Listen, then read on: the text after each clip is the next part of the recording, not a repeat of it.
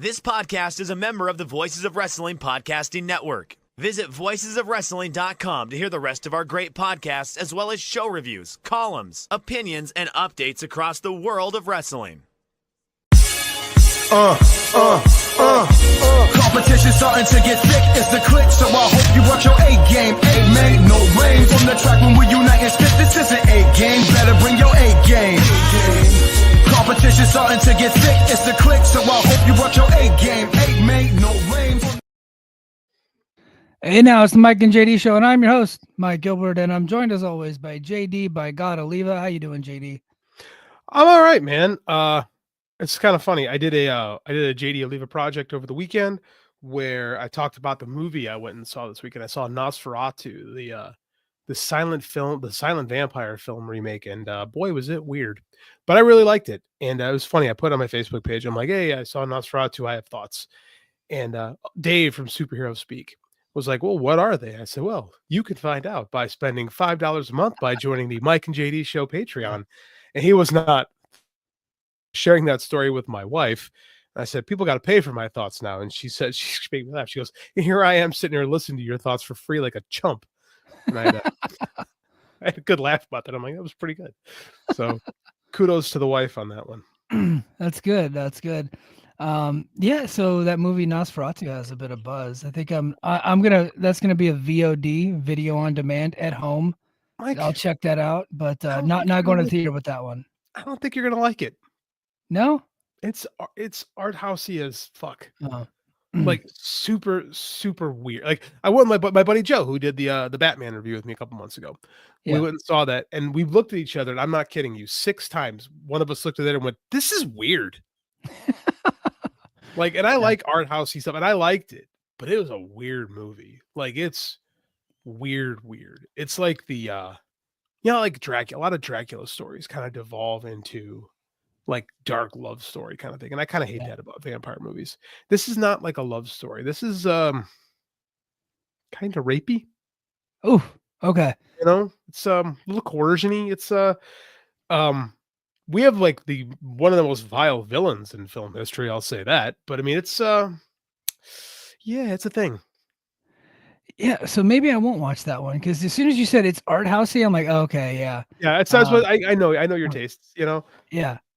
And I don't like, I'm not completely anti art housey, but I think a lot of times they're just going for making an artistic movie versus making a good movie that people can enjoy, right? And you can enjoy movies that are artistic at the same time, but sometimes they lean way too much into one area versus the other. And I hate movies that are very clearly Oscar bait, and I'm not saying that's what this movie is.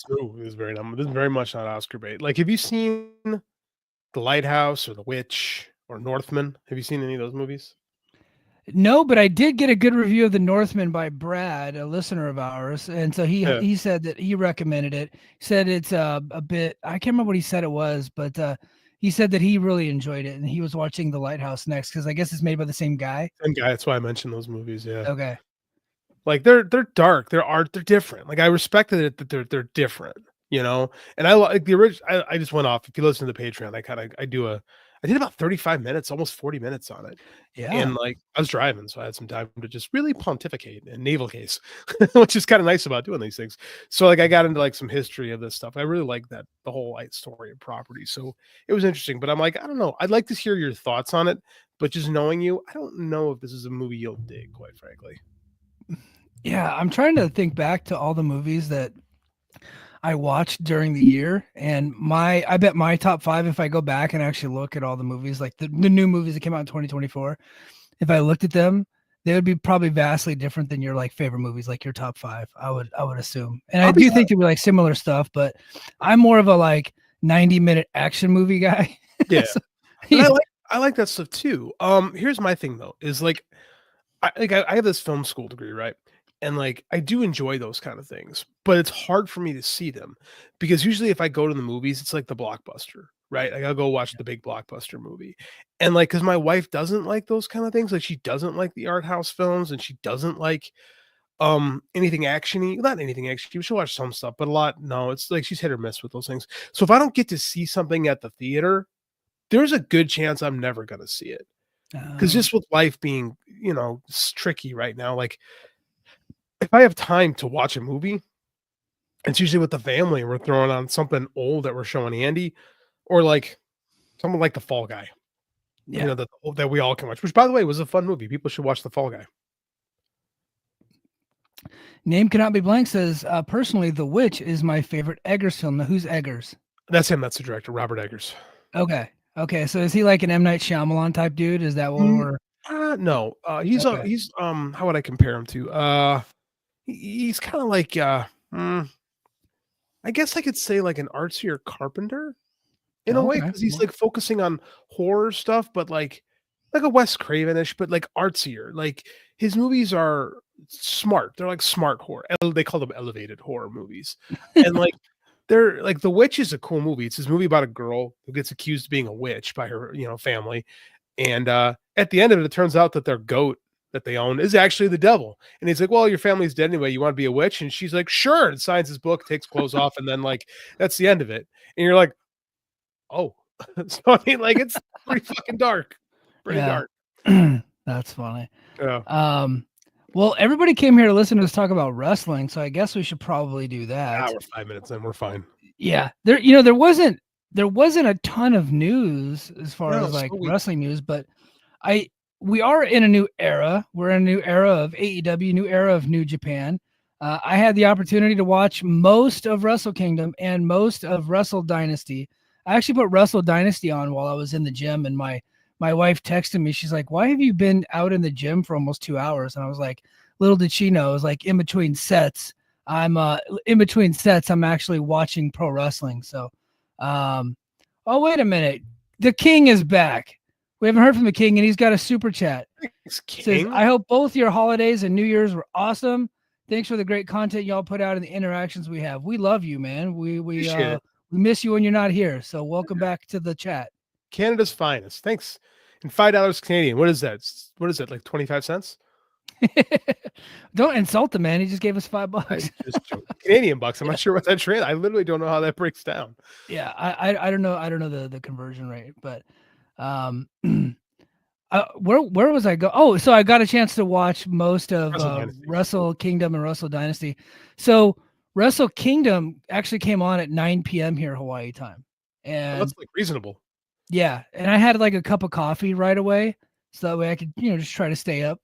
And within like the first hour, because it was the Rambo, the pre-show, like after there's a pre-show, in between the pre-show and the main show, there's like a 15-minute lull. They don't just go continuous and like do interviews and do recaps. Like it's just 15 minutes, like nothingness. So during that 15 minutes, I started to doze off. And then I ended up picking back up, and I got all the way through Tanahashi versus Evil. So I finished that. And then I was like, it's 11:30 p.m. I think I'm going to go ahead and try to go to bed. I went to try to go to bed. I laid there for an hour. I couldn't fall asleep. And then I ended up just putting Wrestle Kingdom back on. I ended up almost finishing the show, but I actually fell asleep during Zack Sabre Jr. and Shota Umino, which I don't know. I don't think that was their fault, but from what I'm hearing, it could have been their fault, because I was out within the first 3 minutes of that match. I passed out. Yeah, it's not getting great reviews, that one. No. Yeah. So if you guys watched Wrestle Kingdom, let us know your thoughts. But people are saying that Zack Sabre Jr. man is he is not worthy of a main eventer. He is a mid card guy in a main event position. But I don't know. I do kind of feel that way, but I like Zack Sabre Jr. He's a good wrestler. I do too, but I feel like they've Garvined his title reign. Yeah. Right? Garvined. Explain what Garvined his title reign means, please, for the young people. I verbed him. So, going into Starrcade 1987, Dusty Rhodes had to make a decision on what they were going to do with the title. Now, rumor and legend have it that the Starrcade 87 would have been when Magnum TA finally won the title, not 86. People think it was 86. I think it was Jim Cornette said it would have actually been 87. So Nikita had wrestled Flair the year before, Dusty the 2 before. So this is where the 87 is really where the wheels completely fell off of Dusty's reign as Booker, and like New Japan. Crockett's basically in a tailspin at this point. They're losing money. The Bash 87 was a disaster, and they needed to figure something out for Starrcade, because Starrcade was going to be in Chicago that year. So they wanted to have Flair win the belt, but nobody wanted to beat Flair because then they'd have to lose to him at Starrcade. Yeah. So eventually they came to rugged Ronnie Garvin, the hands of stone Ronnie Garvin at that point. Which is unbelievable because at that point, like he's not like a star. Like he's a good wrestler, but he wasn't like a major star or anything like that. Had been a major star in the territory, but at this point he was absolutely a mid-card guy. Like Ron Garvin is not what we would think of as an NWA champion, and that's the problem. Like he goes over Flair, and then for some reason Ron Garvin makes the announcement that he's not going to defend the championship until the rematch with Flair at Starrcade. So Flair is very clearly being booked as the babyface challenger, but it's at the same time he's the lead heel and leader of the Horsemen. So at that point, everyone knew everyone knew that Garvin was going to lose his belt back to Flair. It happened when famously was Survivor for the pay-per-views. Like it was a complete shit show. We should actually talk about that sometime. Maybe next Thanksgiving. We can do an overtime on Starrcade 87 Survivor Series 1. Yeah. Because there's a story in that, and I'm not going to get into that. But then, so basically, Ron Garvin Flair to win the title again. And this basically what it feels like the Zack Sabre title reign is here in New Japan, because he hasn't done much with it since becoming champion. Like he won the G1, but then wins the title at King of Pro Wrestling instead of at the Dome. And then it's just been kind of there. Oh, name cannot be blank. He was literally Miss Atlanta Lively at Starrcade 85 or 86. And 87, he's the champ in the main event. Yeah. Miss Atlanta Lively. He's a complete and total, utter kind of a mid-carder at this point in 87, but he was the only one that said yes to winning the title. And he took the title and lost it immediately. Miss Atlanta Lively is Ron Garvin in drag. Yes. I believe he's he was Cornette wrestling at the in time. drag the year before. I believe the feud is with Cornette. I forget off the top of my head because it sucked. Like I don't remember. It's not that great. It's nothing to really remember. So yeah. Yeah, we try to remove that from our heads. And then Ron Garvin wasn't in the company much longer after that. He ended up having a feud in WWF, I think, a couple years later with Greg Valentine, right? So yes, he turned. What happens is Ron Garvin in 88 does turn heel, but not till Great American Bash. So he's around a good half year, and then he debuts for WWF, and I want to say Mania 5 or around Mania 5. So 89, he shows up there and he feuds with Valentine, and then he becomes a job guy. Yeah. Like he's like Jim Brunzell. He's like a highly regarded job guy in the WWF. A guy who was a former NWA World Heavyweight Champion is literally in the ring, rugged Ronnie Garvin. And people are like, yeah. Weird. So name cannot be blank. Knows his Crockett history. Says he was feuding with number one Paul Jones. Yeah. And teaming with Orange Cassidy, or I guess Boogie Woogie Man Jimmy Valiant. So Boogie Woogie Man was like, he was a big star. Jimmy Valiant was a big star in Memphis and in some other territories. But by the time we're talking right now, he was essentially like a bottom of the card comedy character guy that was over like crazy, but he was just out there dancing and doing the boogie woogie and stuff, like doing like nothing matches for cheap pops and laughs. He was like, just exactly that, just like a comedy dude at the bottom of the card. That's where Ron Garvin was before 1987. So now Zack Sabre Jr., much better wrestler than Ron Garvin. They did actually, it's so unfair of Zack to say Zack Sabre Jr. and Boogie Woogie Jimmy Valiant in the same sentence. Like it's so not even close to accurate. Yeah, but he, he did have a really good year this past year, but people just don't see him at that level as far as like being a top guy. And I think a lot of the New Japan fans. Now, look, to be honest, if you guys are listening here, we don't talk New Japan very much. It's because we're not actually spun up on New Japan all that much. Look, say what you want. AEW signed all their top talent and kind of really destroyed that territory, right? Like, and look, it's capitalism, right? That's what happens when people come free agents. They're going to want to go where the money's at, and so they went to AEW, a lot of them. So that's just how it goes. But to be fair, in 2016, remember, let us not forget the Wrestle Kingdom of 2016, which is now 8 years now. Oh God, 9 years ago, where Gallows and Anderson, AJ Styles, and Shinsuke Nakamura all basically announced they're going to WWF, WWE. Geez, I did it again. The same time. So what does Gato do? Is okay, AJ Styles is gone. We're going to elevate Kenny Omega. And that worked out pretty good. Okay, Yes. Shinsuke Nakamura is gone. What are we going to do? Okay, we're going to elevate Naito. Okay, what do they call? What were Gallows and Anderson called in New Japan? They're Bullet Club. Didn't they have a team name? I forget.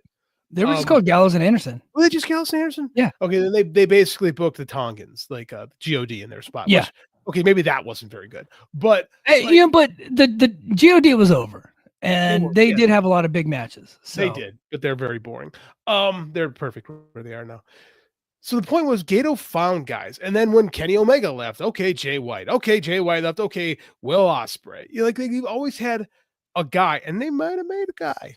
We'll talk about that later. I was pretty impressed with someone in particular on the shows. Yeah. But I don't know, man. The New Japan has not come out of their coma from COVID yet. Right? The company is super cold, and the booking, it's just bleh, Yeah. So the creation of AEW really hurt New Japan.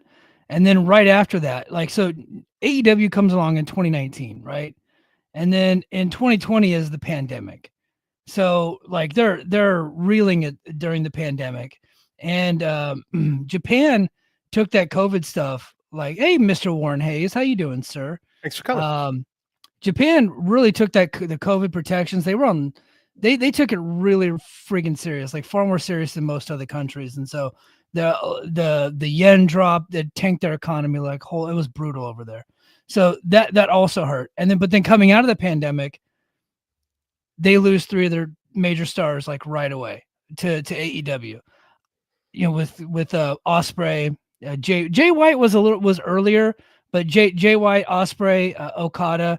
Mercedes Moné was kind of there, but she was not really there. She was she did 2 shows. Yeah, she was kind of. So I don't really count her, but those 3 guys. God goes to WWE, but I think God had ran its course. In New Japan, I think New Japan was probably pretty happy to let those guys go. To be honest with you. Here's the problem: is that a lot of the guys, like the Ren Narita show, all those young lions that are supposed to be carrying the company now, really haven't delivered. No, right? And they've been hesitant to really push any of the next wave of guys, right? To really say, okay, this is remember when they pushed Okada the first time in 2012?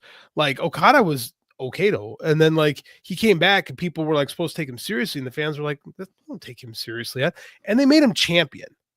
Yeah, right. And then they really got behind him. So I mean, they haven't really put the steam behind anybody yet. It's been a while since they just really said, okay, this is young guy is the man here now. So I think that's part of the problem here. Yeah, well, I feel it just seems to me just from watching the show and following it loosely, I said loosely. It just seems like they are getting behind Zack Sabre Jr., but I think the audience is waiting to see who he's going to lose it to. They're waiting to see who is next to be elevated out of that crop. Whether it's obviously not going to be Shota Umino because he just hasn't delivered. Ren Narita's in the House of Torture, so that tells you what to think about Ren Narita. Uemura, he's hurt. So, but the guy that I always kind of keep coming back to, that I've just every time I see him, it's he looks like a mega star, is Yota Tsuji.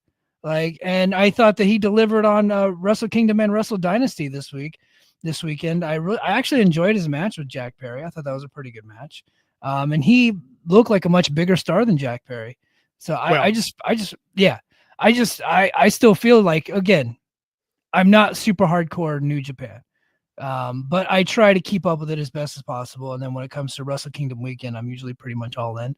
And just from what I saw this past weekend, I think Yota Tsuji should be that next guy, that next Japanese-born wrestler to take over. A New Japan Trueborn. I feel like people have been saying that for the last 2 years. Yeah, but they've just hesitated to get behind him, and I'm not really sure why. I heard some people talking maybe Owiwa is gonna be the guy. I don't know, man. They gotta make a choice with somebody. Yeah. And I don't know. I just don't know. I feel like we've had opportunities, but they haven't really granted, they had a ridiculous amount of talent 5-6 years ago in this company, right? A ridiculous amount of talent. And they don't really have that anymore. And it's just the company's very blasé right now, and I think they could do kind of what Noah did. Noah, I was talking to our buddy Justin, and Noah really got behind a young guy. They put Ozawa on top. They made him the champion. He's kind of a shitbag heel. Our buddies Joe and Rich and the flagship did a long discussion on Noah.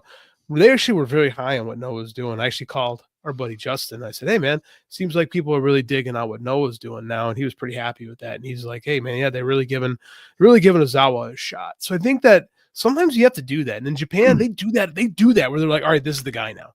Like remember Misawa? Misawa came back with the green, and then Baba's like, "This is the guy." Like a month in, they're like, "Okay, he came back from injury. He's the guy."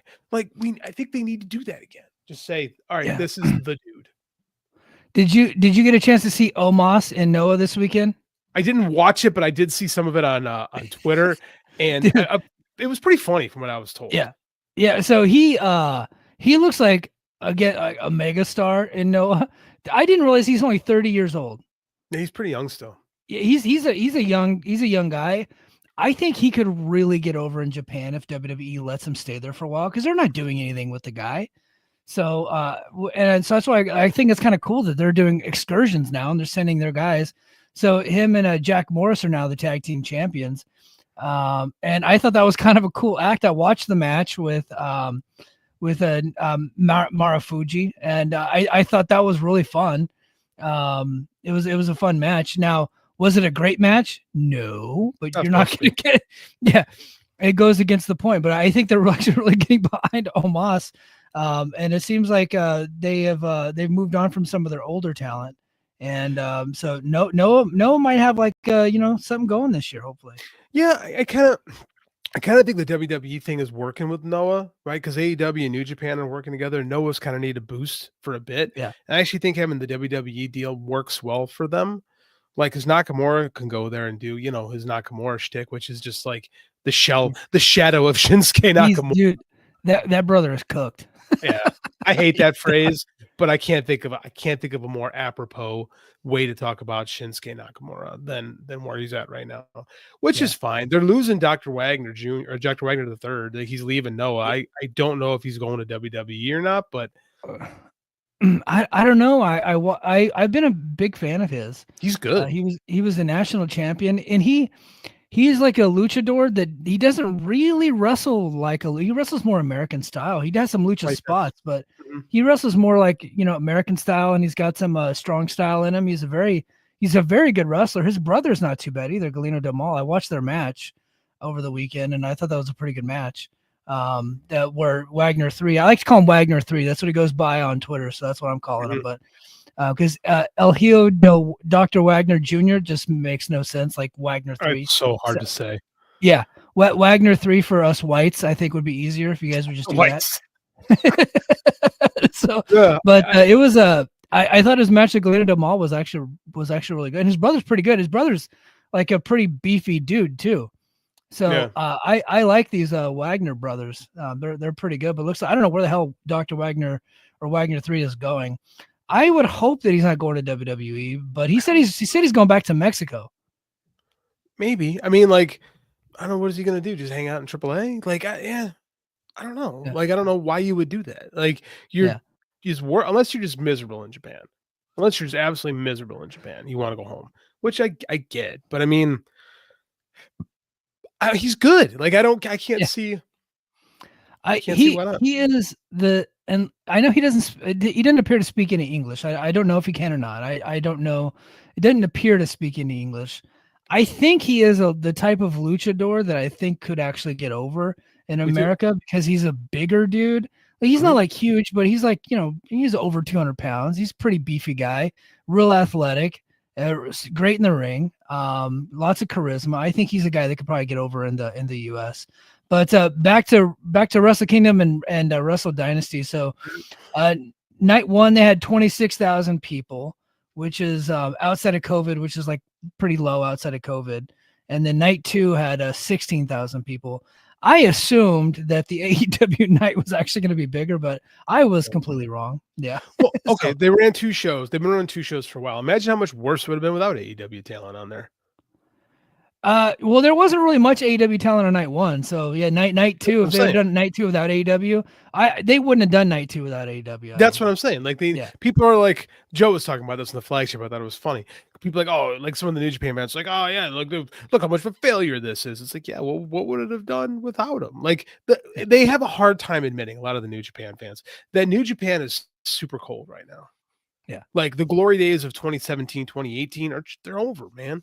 And they got to rebuild. And Gato's dragging his feet trying to rebuild stuff. Yeah. So they did announce that they signed Takeshita. Takeshita has 3 contracts, one with AEW, one with DDT, and one with New Japan. But if you're looking for the guy, like he would be the guy if he could get out of his AEW deal. Like that's who you build your entire company around if you're New Japan. But he was great, by the way, over the weekend. Both his match, Shingo, and then of course Ishii, fucking killed it. Are you surprised? Like he wrestled Shingo and Ishii, and he himself is fantastic. Like I do agree with you. I think he likes being in America, though. Like I think that Jeremy said that too. Last week we had Jeremy Feinstein on our show. He said they should just put the IWGP World Title on Takeshita, and that would be the move. And I can't think he's wrong. I don't think they would, because he's not a true Morn, and I guess Okada being the outlier in that, but I mean, they just typically don't like get all in on guys from other places. Like, look at Shingo. They've had Shingo for years, and he did have an IWGP run, but it was like a gold wash run. I don't know. I can't think they have anybody better, quite frankly. If I were Tony, I'd be like, okay, keep him for a little while. Warren Hayes says soft jump for Takeshita is coming. I can feel it. I think you might be right. And I kind of hope you are, because like, who do they got? And I think that helps strengthen AEW too. I think it helps Don Callis' band of misfits, to be quite honest with you. If Takeshita is the IWGP champion, he can just kind of stay based in Japan for a hot minute. I think that would actually make him a bigger star if he was the IWGP. If he was the top guy in New Japan, he'd make him a bigger star coming over to AEW when they were able to get dates on him. I think that would actually work out well for him. Yeah, I mean, he's got the Never title right now, which is like, I don't know, it means about as much as the AEW International title, quite frankly. Like, I mean, if you can springboard those to an IWGP title run and just walk around with that shit. Actually, that kind of works with the eventual Kenny Omega rematch too, as if Takeshita had just a shit ton of belts. Yeah. Yeah. So speaking of Kenny Omega, so JD, you didn't get a chance to watch the shows, but you did get a chance to watch Kenny Omega versus Gabe Kidd. And I mean, is Kenny Omega freaking back, or is he freaking back? I told everybody this was going to be great. Like when Jeremy was on the show last week, I said, no, this is going to be real good. Like Kenny Omega knows what he's doing. He sees something in Gabe Kidd. Gabe Kidd could be their next big Gaijin star, which after that match, I think he might be. I fucking love this match. I'm so glad you sent it to me. Some madman is going to have his Twitter nuked by, Tokyo Sports. Like it's sorry, man. It's going to happen. God bless whoever that guy was that uploaded the whole match to Twitter, because that helped our podcast out tonight. Absolutely. I watched it before the show. It was awesome. Kenny's got it. Like, I think Kenny took some extra time just to make sure he was nice and healthy. He did not look like he missed a step. I said working a brutal hardcore match with Gabe Kidd is going to be a nice, easy transition back. I was right. And we saw what Kenny's able to do. Like, no, you were right. Except for the part where you said easy transition. That match was brutal. Like, he took a lot of risks. He did all the old Kenny Omega spots. He wasn't taking any, like, he didn't come into a half-ass match. Like, they did the brawling around the ring, right? Because, Gabe Kidd is basically Buzz Sawyer, right? So they had to do all the brawling stuff around the ring because that's his gimmick. But he still got all the signature Kenny Omega spots. Like, he's doing all the dives over the top rope, all that shit. He did a dragon suplex off the top rope. I'm like, brother, you almost died last year. What are you doing? But he's freaking Kenny Omega. He can't not be Kenny Omega. Yeah, but he didn't do all of it. Like he picked and chose his spots well. Yeah. It was a 35-minute match, and like a lot of it was brawling. I do think it was maybe not an easy transition, but it was a great transition back in there. So when we do get him in AEW, all the ring rust's very clearly been worked out. Like, it was an excellent match. It was a beautiful way to see Kenny Omega just back. Like, it's so heartwarming to see. And I think he did a lot to help elevate Gabe Kidd. Like when Gabe Kidd gave him the 2 middle fingers and ate that V trigger, it's so perfect for the Japanese audience, because the Japanese audience just loves that. Like, we call it fighting spirit, but it's a cliche thing, but it's the attitude of, I'm going to eat this shot, but you can kiss my fucking ass while I eat this knee. Cause I don't, cause fuck you. That's why. Like, and that stuff gets over in Japan. And it was like, just absolutely beautiful. Like, Gabe Kidd kicked out of that V trigger at 1 and was just like, but he knew he didn't have anything left. It was that great, very Japanese, I have nothing else left, but I'm not going to give up until you absolutely murder me, which he did. It was awesome. I absolutely loved it. My favorite match of the year so far in 2025. Yeah.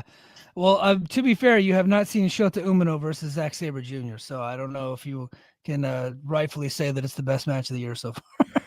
Is Shota Umino one of the most disappointing projects in pro wrestling? Like 6 years ago, people thought he was going to be really special. Well, you know what? I think that's because they're being propped up by AEW fans, because Moxley was over there calling him Shooter. And you know what I mean? So they just really got behind the guy because Moxley was with AEW and he was over there and he was like his young boy. Did too, though. Yeah. He never really did anything with it, I don't think. So but they're really trying to elevate the guy, but the crowd has turned against him. Yeah, because they figured out he's not that great and he's kind of lazy in the ring. I mean, he's like, I remember when he was at Rev Pro. Again, I listen to the flagship, so I kind of get what's going on over there, and they were really harsh on him. Like, said he gotten kind of fat, gotten kind of lazy, and then he came back to New Japan, and it just, I don't know, man, he never seems to get out of that next gear. Like, it's entirely possible that he just doesn't have it, and they want him to have it. Like, he's got that pedigree, but he just doesn't have Yota Tsuji's charisma. He's not that great in the ring. Like, he's fine, but like, I don't think he's a guy. He's Sonata, like, you know, he's Sonata-like, yeah. Sonata was on the pre-show this year, and he was in the main event last year, so that's how far he's fallen. And he wrestles in a T-shirt now. That's Sonata. So that's where he's at. So he's following the Naito plan now. I'm just gonna wear a shirt to the ring and yeah, nice. Naito tanked his performance against Hiromu Takahashi, but then they formed a tag team. So anyway, back to Kenny Omega. So he David Haley, Mike and JD, how are you guys? Haven't caught you guys in a long while since I started my job as a corrections officer. Are you a corrections officer in Cobb County, Georgia? Because I think that would be fascinating to hear. Because if you ever had a trip to Cobb County, Georgia, you'd be serving hard time, I think. You may read the signs and obey law and order, or else you will be serving hard time. Yeah. But thanks for being here, David Hadley. So, but Kenny Omega is all the way back. I think AEW has the top star that they've ever had. He's completely all the way back right now. Not only is he making himself look good, as you said, he looks like he might have turned Gabe Kidd into something special. He got the nod of approval from Hiroshi Tanahashi as that match, or as the whole thing was ending. Tanahashi looking at him like he almost had like tears in his eyes, looking at Gabe Kidd with pride because he just went to war with one of the greatest of all time. See, if that doesn't say that we believe in you, I don't know what does. That's what I'm talking about. They need to make a guy. I think because again, in Japan, you can pull this off.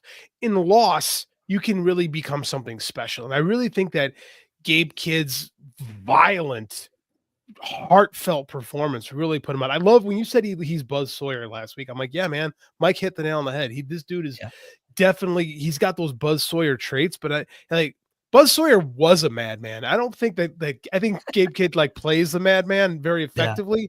Buzz Sawyer actually was a complete lunatic. Yeah, and his character is doing all the shoot promos and stuff like that.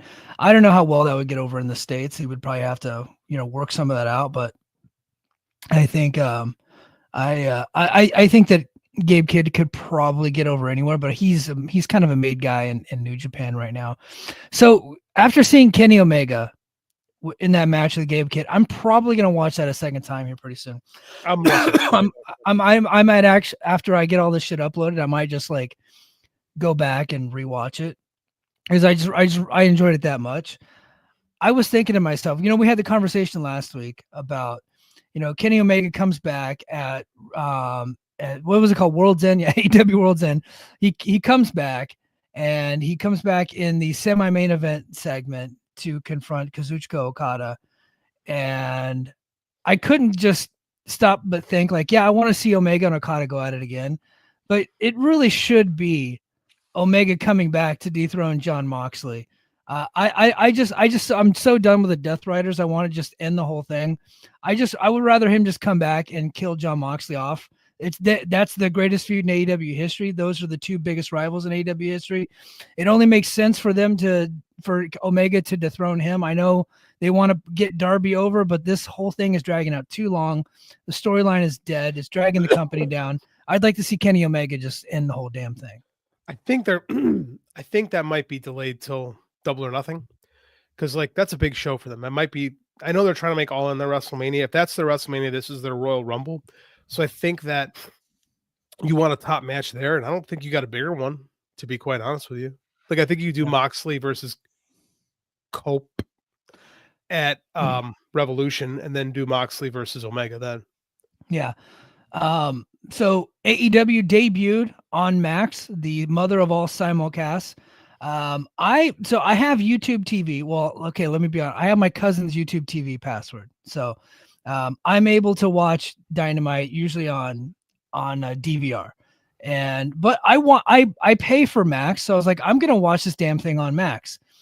So after it's over, I pull up Max, and the shit is, I hear Carlos Cabrera. It's in Spanish. I'm like, what the hell? So I ended up having to pull up YouTube TV to watch the damn show, and then I checked it like an hour later, and thankfully the English version was back up. So I did get to check a little bit out of it. But what was your experience like? And what do you think of AEW on Max? What do you think of the new entrance song? And how do we feel about Cope? So my feed was not great, but I think that's more on my unreliable rural internet than I was on Max, because I didn't see any complaints anywhere but me. So I think that was on my internet. I always have issues with the TBS app. So as long as we're good on my end, I think it's just going to be fine. The video quality was significantly better, right?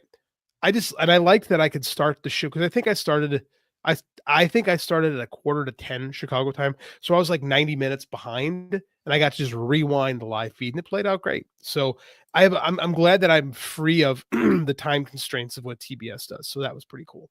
The show started, and I heard the Pointer Sisters. I'm so excited. And I'm watching this going, is this a fucking joke?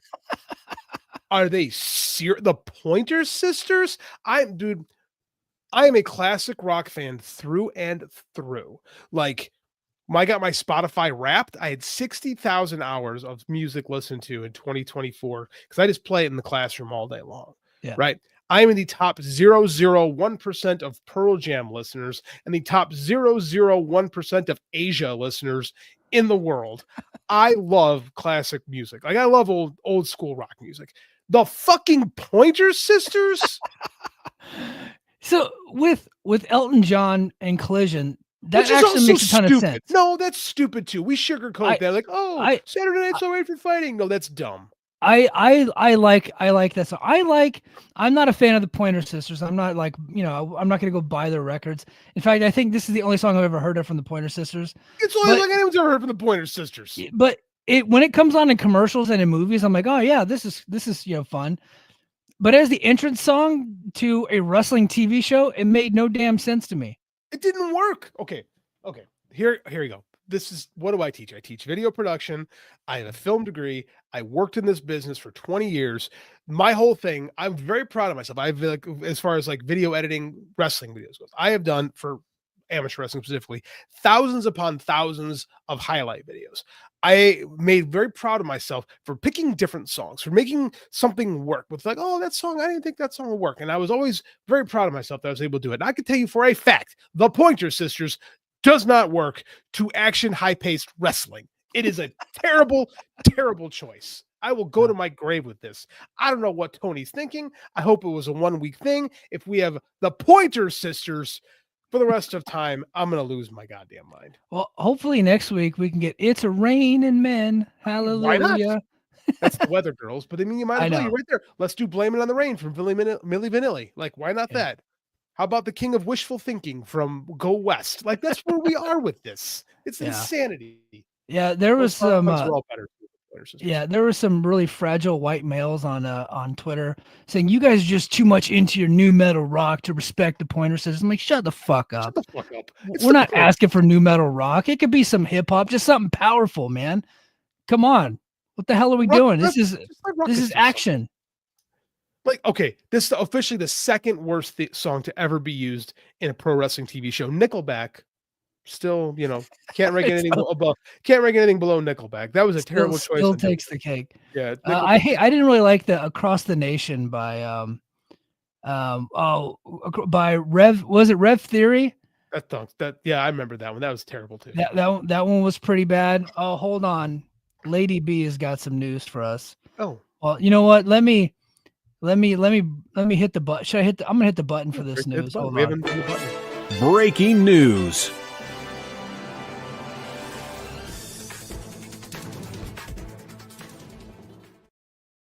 I love that.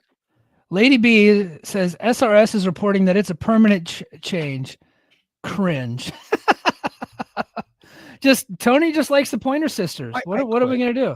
I quit this stupid promotion. Like the Pointer Sisters, the fucking Pointer Sisters. Like there's a million songs that are like I'm so excited. It's not even. I give up. Maybe for Collision, we should change to Saturday Night Fever. Maybe we should have that song. Why not? How about the Bay City Rollers? Yeah. SATURDAY night. Yeah. Are you familiar with that one, Mike? I don't. That one might be out of my wheelhouse. Well, it's because it's awful. But yeah. I recommend. Can you share a YouTube video right now? Will we get nuked? We'll get nuked. I don't mind nuking ours, but we'll nuke Rich and Joe's YouTube. I don't want to do that. I don't want to screw Rich and Joe over. Yeah. We're for those of you that are Patreon subscribers, JD and I are actually here pretty soon. Within the next 10 minutes or so, we're going to move over to Patreon, and we're going to talk some Randy Savage in Memphis. So if we want to have illegal activity, we can do it over on Patreon because Patreon don't give a fuck. They'll let us do whatever we want. $5 a month. Yeah. So we after we get the Pointer Sisters, we go into like a pretty decent episode. I thought it's a really promo backstage kind of like all that stuff going on, but that's fun. This had some pretty good wrestling on it, but it was so bizarre that Adam Copeland just randomly decided to change his name to Cope. Cope? It's like he missed having a one-syllable name. Like he was Edge, then he was Cope. It's funny. Cope was doing this, and the whole crowd was chanting, "Let's go, Adam!" Like, yeah, I did agree they have too many Adams in that promotion, and Roderick Strong killed off the name Adam to me forever. So also true. Yeah, but I mean, I think it was Brian Alvarez that said earlier this week. It's like, look, his nickname can be Cope, but the guy's name is Adam Copeland. Yeah. But if they want to just call him Cope in conversation, that's okay. But you still got to introduce him as Adam Copeland. What are we doing? Well, it's like Bret Hart. Like people called him Hitman all the time, right? Yeah. Like his nickname. Yeah, you could call someone by their nickname. It's perfectly acceptable. But I mean, like, and the worst part is I have to listen to Excalibur say it. And I have lost all my tolerance for Excalibur. He's reaching Tony Schiavone in 2,000 levels of cringe for me. Like, and Adam, when he's like, he is choosing me known as Cope. And it makes me hate it even more having to listen to Excalibur say it. I have so grown to hate him. Yeah. I was an early hater of Excalibur. You were right. He over enunciates. His announcer voice is fake. I don't believe for a second that he really sounds like that. He sounds like he's doing a Mauro Ranallo impression. Mauro Ranallo, that's his real voice. I listened to Mauro Ranallo on the radio for years. That's just how he talks, right? Excalibur is doing a Mauro Ranallo impression, and a poor one at that. He's not as cheesy as Mauro. Mauro is a cheese ball and a half and likes all the pop culture references. But Excalibur and he wants to over enunciate and overcall all the moves. I don't need to know every variation of the diamond cutter. Nobody cares what Dipfuck calls his diamond cutter. Nobody cares. But Excalibur has to say all those things, and he has annoyed me since day one. Yeah, I've grown to just simply loathe Excalibur. And I'm like, Ian Riccaboni is employed by this company. Why can't we listen to Ian Riccaboni every week? Yeah. I think Ian Riccaboni is really good. Yeah. You know what? And I know that he got fired for being kind of a dipshit, but I thought Kevin Kelly was good. I have never had a problem with Kevin Kelly. I like Kevin Kelly. I didn't think Kevin Kelly in AEW was great. I loved Kevin Kelly in Ring of Honor and New Japan. I thought that he didn't. I think that he just didn't fit into that company personally. You know what? I agree with this sentiment. AEW needs to call Walker Stewart. I would make him announcer number 1 right now. I am pretty sure that the New Japan people would absolutely hate Tony for that one. But I agree. Walker Stewart is excellent. Yeah, and he's only like 23 years old. Yeah, he's a kid. Yeah, he's just a baby, but he sounds like a grown ass man. And he did such a good job at Wrestle Kingdom. I think if they don't got any paper on that guy, I think an American promotion is probably going to pick him up. He's just so damn good. Like he really is great. Yeah, quickly. I hope AEW can get him before WWE tries, because I'd rather see him in AEW than doing the Vince. Even though Vince is gone, they still do the Vince verbiage stuff. Yeah, well, they just brought in Joe Tessitore, and I got a chance to listen to him the other day, and he actually is really good. He's probably, as far as play-by-play announcers, I don't think it's gonna be before too long. He might be the best if they just let him be Joe Tessitore. He was really good in college football and really good on Monday Night Football, and he's actually really good in wrestling, and so he is like kind of a step above everybody as far as professionalism goes. No, yeah, I agree with that. The problem is anytime WWE signs somebody that's from the outside, it doesn't work because they try to fit them in the mold. I mean, maybe they can get away from that a little bit with this one. I think when they'd done that before, they were signing a lot of lower level guys that were not as big time as Joe Tessitore. Joe Tessitore is big time. It's like he's not as famous as Joe Buck, but he's like, as far as like announcers for like real sports, like he's like right up there. I get that, but we're in the Triple H era. Yeah. Right. Well, and yeah, but they also have the Lee Fitting, right? Who is the guy directing all this stuff. Now. Yeah, which turns out he's a creep. Hey, Nick Khan's a scumbag. He knows a bunch of scumbags. None of us can be surprised by that. Yeah. Well, Nick Khan was also Skip Bayless's agent, and there's accusations out on him today too. So Nick Khan kind of like delves into that world a little bit. So,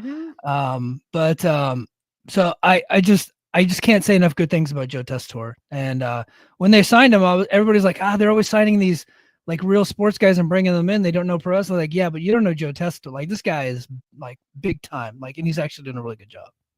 Is he Raw or SmackDown? He was Raw. He's doing SmackDown. Michael Cole is going to be the Netflix guy. So Michael Cole will be Raw.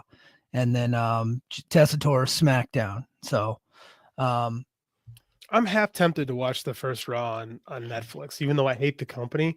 Like, I'm so interested because I saw what the ring is going to look like with all the sponsorship all over it. It's just so foreign for what a WWE ring looks like to me. I'm actually mildly curious to see this. I'm half debated because my kid we make our kid pay for Netflix because he wanted Netflix so we could watch One Piece. So my wife and I said, okay, fine, you're going to pay for it. And he was like, I got this. So we're making our 8-year-old pay for Netflix. He's learning responsibility. Dude, what a hero. I love that.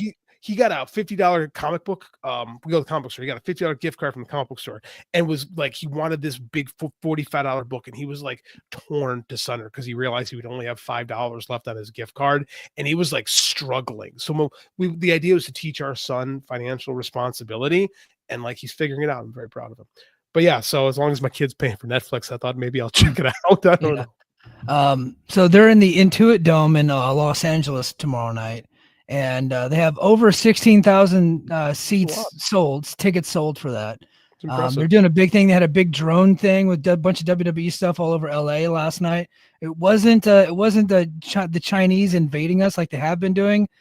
I know what you're doing, China. I know those drones are you guys over New Jersey, over all our military bases. I know that's you. I've seen the documents. But anyway, this was actually Netflix doing a big drone show. Oh, you can tell somebody's retiring from the service is getting a little too comfortable.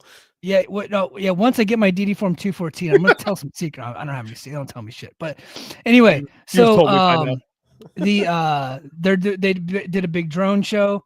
But yeah, they have over 16,000 tickets sold, and WrestleTix, of course, put that up there. Less than 300 still available. So naturally, I quote tweeted it and said, "Wow, can't even sell it out." How many people? I got the Fed heads like Of after course. me. It's like, you idiot. And like Of somebody course. is making excuses for them not being able to sell. I was like, oh, these tickets are way too expensive. Of course they can't sell out, but they're still really hot. I'm like, it's a joke. Of course they're hot. We talked about last week the WWE's might have peaked already. I think we might have jumped the gun on that one because they're killing it right now. They had a bunch of sellouts everywhere. They went head to head with AEW World's End last week and sold more tickets in the same city than AEW's pay-per-view. They're still hot, okay? Like, so, but they're coming after me right now. I got the Fed heads after me. So I do think they've peaked. I think that after this year's WrestleMania, because now we're in the hot season, right? This is WWE's like, this is when they go from like January through WrestleMania, because now we're gearing up. This Netflix thing is big. They're pushing it hard. Of course, you're gearing up for the Rumble, and then you're leading that into WrestleMania. So I do, like I said, I hear the voice of the youth. And the voice of the youth is telling me that it's not as cool as it used to be. yeah. So we got to see. I'll give it 6 months to see if the kids are accurate or not. So they got told The me- Rock. They got The Rock that's going to be on Netflix tomorrow. They got John Cena, of course, Cody Rhodes. There's a rumor, well, not a rumor, WWE teased on Tuesday on NXT that Joe Hendry might actually be there.